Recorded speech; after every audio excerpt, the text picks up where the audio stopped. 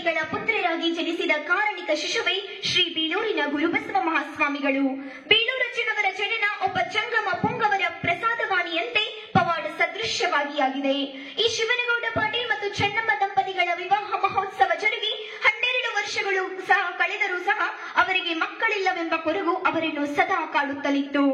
ಇದೇ ಸಂದರ್ಭದಲ್ಲಿ ಸಿಂದಗಿಯ ವಿರಕ್ತ ಮಠದ ವಯೋವೃದ್ಧರು ಜ್ಞಾನವೃದ್ಧರು ಆದಂತಹ ಶ್ರೀ ಚನ್ನಬಸವ ಶಿವಯೋಗಿಗಳವರು ಒಮ್ಮೆ ಶಿವಪ್ಪಯ್ಯನ ಹಂಗರಗಿ ಗ್ರಾಮಕ್ಕೆ ದಯ ಮಾಡಿಸುತ್ತಾರೆ.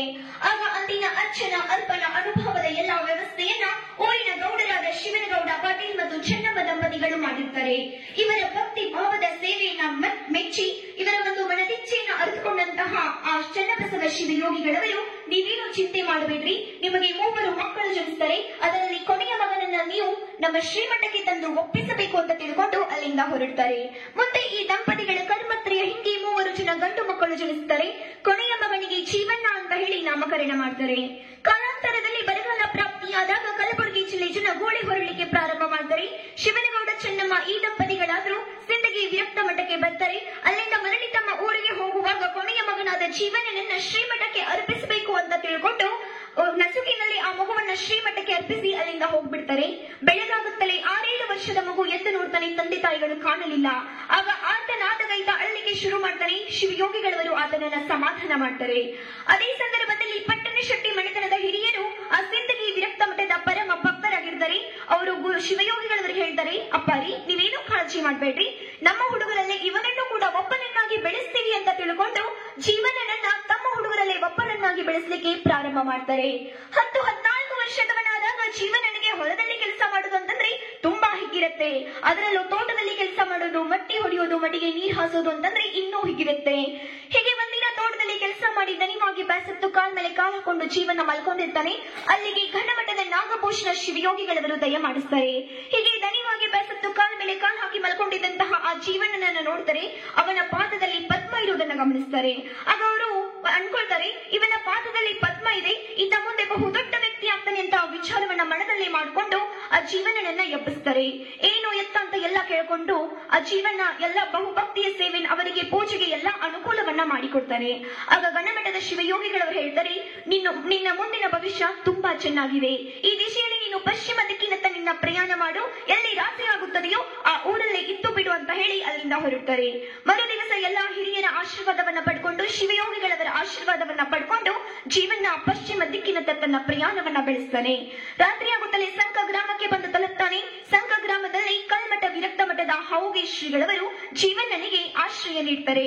ಅದೇ ಸಮಯದಲ್ಲಿ ಆ ಮಠದಲ್ಲಿ ರಾಜಯ್ಯ ಅನ್ನುವಂತಹ ಜೀವನನ ಓರಿಗೆ ಹುಡುಗನಿದ್ದ. ಇಬ್ಬರು ಪರಮ ಮಿತ್ರರಾದ್ರು.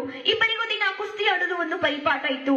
ತೋಟದಲ್ಲಿ ಕೆಲಸ ಮಾಡೋದು, ಗರಡಿ ಮನೆ ಹೋಗಿ ಕುಸ್ತಿ ಆಡೋದು, ಇವರಿಬ್ಬರ ಒಂದು ದಿನಚರಿಯಾಗಿತ್ತು ಅದು.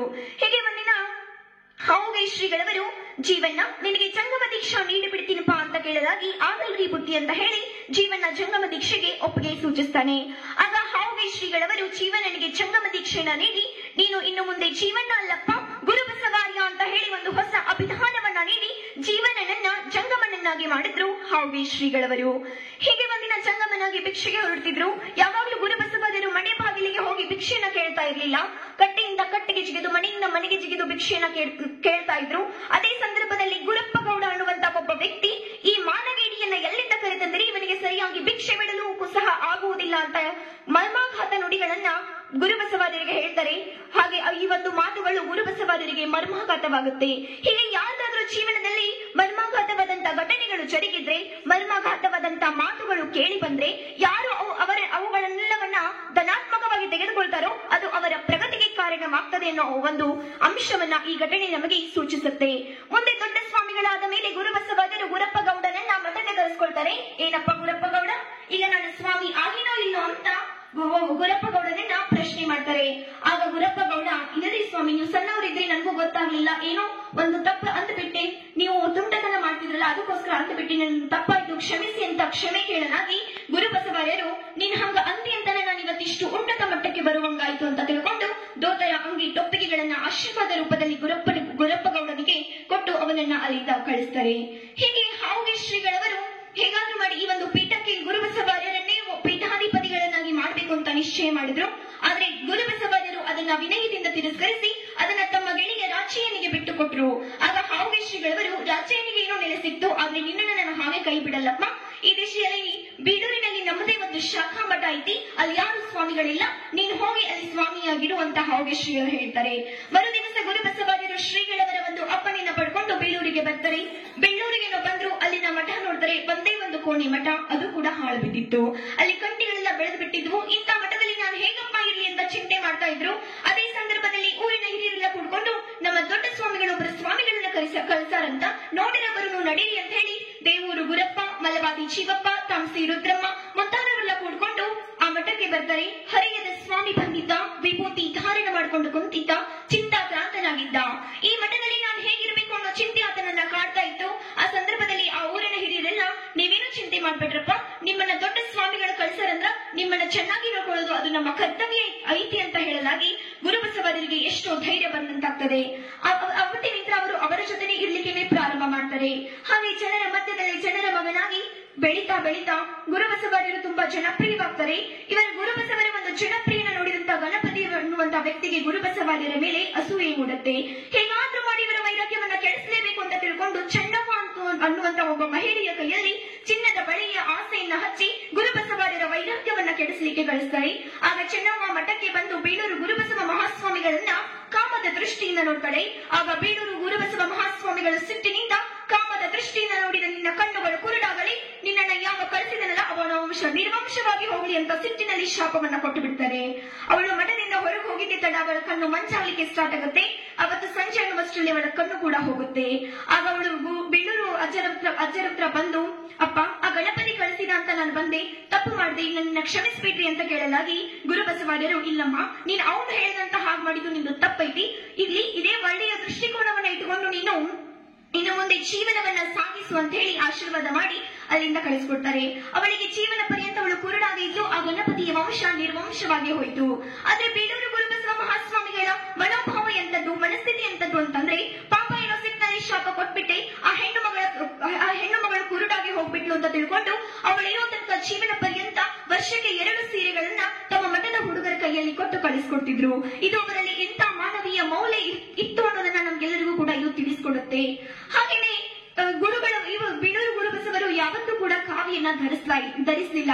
ಅವರು ಬಗಲ್ಗಸಿ ಅಂಗಿ ಹಾಕೊಳ್ತಿದ್ರು, ತಲೆಗೆ ಚರತಾರಿ ರುಮಾಣ ಸುತ್ತಾ ಇದ್ರು, ಕೈಯಲ್ಲಿ ಬೆತ್ತ, ಕಾಲಲ್ಲಿ ಮಚ್ಚಿ, ಹಾಗೆ ದೋತರವನ್ನ ಉಟ್ಕೊಳ್ತಾ ಇದ್ರು. ಅವರು ಯಾವತ್ತೂ ಕೂಡ ಕಾವಿಯನ್ನ ಧರಿಸಲಿಲ್ಲ.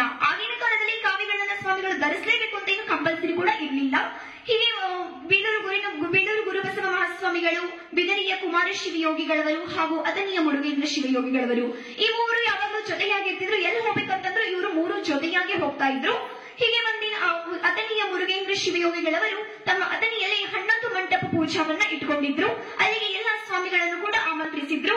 ಈ ಒಂದು ಕಾರ್ಯಕ್ರಮಕ್ಕೆ ಬೇಲೂರಿನ ಗುರುಬಸವ ಮಹಾಸ್ವಾಮಿಯವರನ್ನು ಕೂಡ ಇವರು ಆಮಂತ್ರಿಸಿದ್ರು.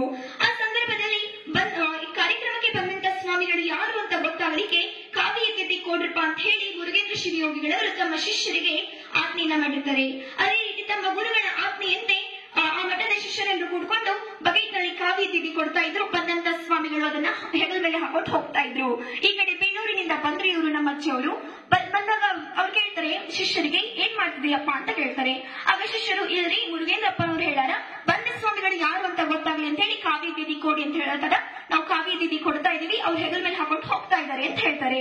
ಆಗ ಬೇಲೂರಜ್ಜನವ್ರು ಕೇಳ್ತಾರೆ, ನಿಮ್ಮ ಮುರುಗೇಂದ್ರ ಶಿವಯೋಗಿಗಳವರನ್ನ ಕೇಳ್ಕೊಂಡು ಬನ್ನಿ, ಕಾವಿಯನ್ನು ಒಳಗೆ ಹಾಕೋಬೇಕು, ಹೆಗಲ ಮೇಲೆ ಹಾಕೋಬೇಕು ಅಂತ ಕೇಳ್ಕೊಂಡ್ ಬನ್ನಿ ಅಂತ ಕಳಿಸ್ತಾರೆ.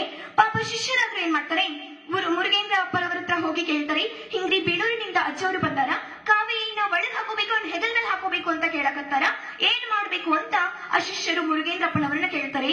ಆಗ ಮುರುಗೇಂದ್ರಪ್ಪನವ್ರು ಹೇಳ್ತಾರೆ, ಬೆಳ್ಳೂರು ಹುಲಿಯೋ ಮಾರಯ್ಯ, ಅದಕ್ಕೆ ಕಾವಿ ಅನ್ನೋದು ಒಳಗಿರುತ್ತಾ, ಹೊರಗಿರೋದಿಲ್ಲ, ಒಳಗಿನ ದಷ್ಟ ಪುಷ್ಟ ಐತಿ ಅಂತ ಹೇಳಿ ಚೇಷ್ಟೆ ಮಾಡ್ತಾರಂತೆ.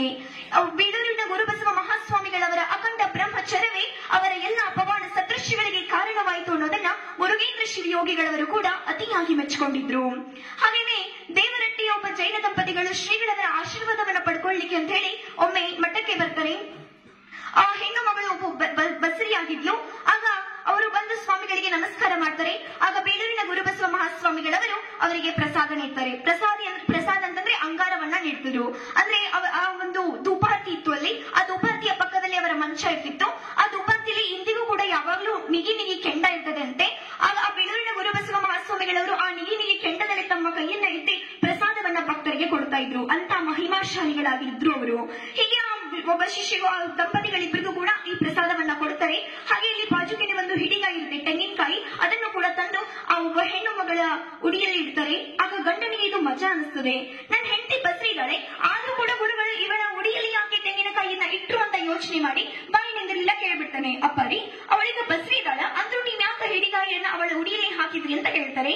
ಆಗ ಗುರುಬಸವರ ಹೇಳ್ತಾರೆ, ನಂಗೆ ಗೊತ್ತೈತಿ ಅದು, ಅವಳು ಬಸ್ರಿ ಇದ್ದಾಳಂತ ನಂಗೆ ಗೊತ್ತೈತಿ, 4ನೇ ಮಗುವನ್ನು ಉಳಿಲಿ ಅಂತ ಹೇಳಿ ಆಕೆಗೆ ಆ ತೆಂಗಿನಕಾಯಿಯನ್ನ ಆಶೀರ್ವಾದ ರೂಪದಲ್ಲಿ ಕೊಟ್ಟಿದ್ದೀನಿ. ಮೊದಲನೇ 3 ಮಕ್ಕಳು ಹೊಕ್ಕವ, 4ನೇ ಮಗುವಾದ್ರೂ ಉಳಿಲಿ ಅಂತ ಆಶೀರ್ವಾದ ಮಾಡಿದಿನಪ್ಪ, ಇಲ್ಲಿಂದ ಹೋಗ್ಬಿಟ್ರಿ ಅಂತ ಹೇಳ್ತಾರಂತೆ. ಹೀಗೆ ಅವರು ಅನೇಕ ಪವಾಡ ಸದೃಶ್ಯಗಳನ್ನ ಮಾಡಿದ್ರು. ಅವರೆಲ್ಲ ಪವಾಡಗಳಿಗೆ ಲೆಕ್ಕನೇ ಇಲ್ಲ. ಅಜಾನುಬಾಹು ವ್ಯಕ್ತಿತ್ವವಲ್ದಾಗಿತ್ತು. ಅವರನ್ನ ಕಂಡಾಗ ಭಕ್ತಿ ಭಾವ ಪುಟಿದೇಳುತ್ತಿತ್ತು. ಆ ಭವ್ಯ ವ್ಯಕ್ತಿತ್ವಕ್ಕೆ ನಮಸ್ಕಾರ ಮಾಡ್ಬೇಕು ಅನ್ನುವಂಥದ್ದು ಎಲ್ಲರ ಮನದಲ್ಲೂ ಕೂಡ ಬರ್ತಾ ಇತ್ತು. ನಮ್ಮ ಬೀಳೂರಜ್ಜ ನಮಗ ಪಾಡ, ನಾವು ಎಂದೆಂದು ಅಜ್ಜನ ಮರೆಯುದ ಬ್ಯಾಡ, ನಾವು ಎಂದೆಂದು ಅಜ್ಜನ ಮರೆಯುದ ಬ್ಯಾಡ. ನಮ್ಮ